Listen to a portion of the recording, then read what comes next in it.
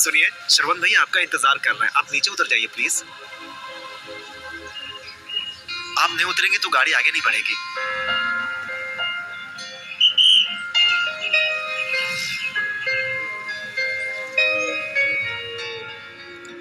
यहाँ जबरदस्ती बुलाने के लिए माफ कर देना।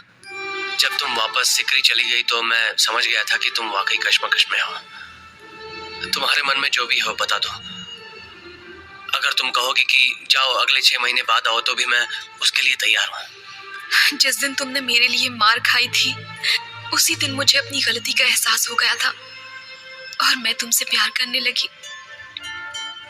मैं खुद नहीं समझ पाई कि ये सब कैसे हो गया, लेकिन तुमने उस दिन कॉलेज में जब लोगों को मारा उस दिन मेरे मन को बहुत चोट पहुंची।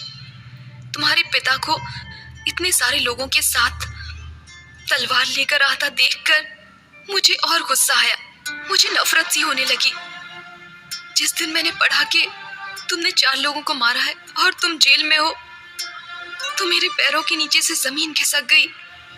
मैं तुम्हारे प्यार को अपने दिल से ना तो मिटा पा रही हूँ और ना ही जाहिर कर पा रही हूँ, बस मन ही मन में घुट रही हूँ।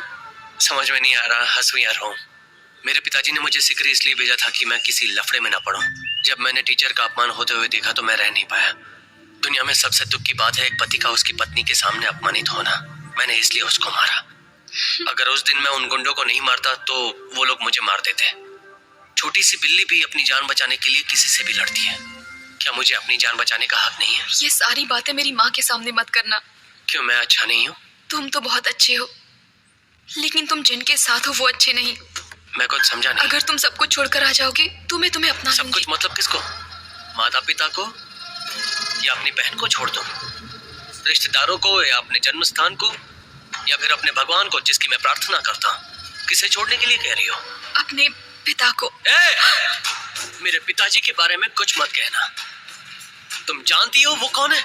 छोटी दुकानों पर मारपीट करके गांव के मेले में लड़ाई होने के बाद, नदी के पास मर्डर होने के बाद पुलिस ने 6 महीने तक छानबीन की और फिर उसे 5 साल की सजा होती है। उसके बाद उसका परिवार भूखा मरता है। तुम उनके बारे में क्या जानो? गांव में जब भी कोई छोटी मोटी लड़ाई होती है तो पिताजी उन्हें बुलाकर दोनों पक्षों को समझाकर दोनों को आपस में समझौता कराकर किसी के साथ भी अन्याय ना हो ऐसा न्याय करने वाले हैं मेरे पिताजी। तलवार उठाने वाला हर आदमी बुरा नहीं होता, ऐसी बात है तो वो सारे जाबाज सिपाही जिन्होंने आजादी के लिए तलवार उठाई गलत थे? दूसरों को मारना गलत होता है, खुद की सुरक्षा करना गलत नहीं होता।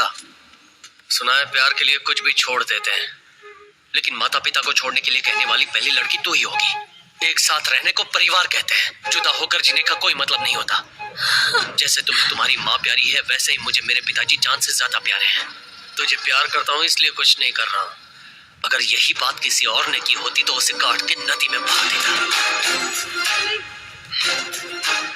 मुझे ना कहने के लिए तुमने दूसरा कोई कारण बताया होता तो मरते दम तक तुम्हें याद रखता, पर मुझसे दूर जाने के लिए मेरे पिता को कारण बताया उसी पल मैं तुम्हें भूल गया।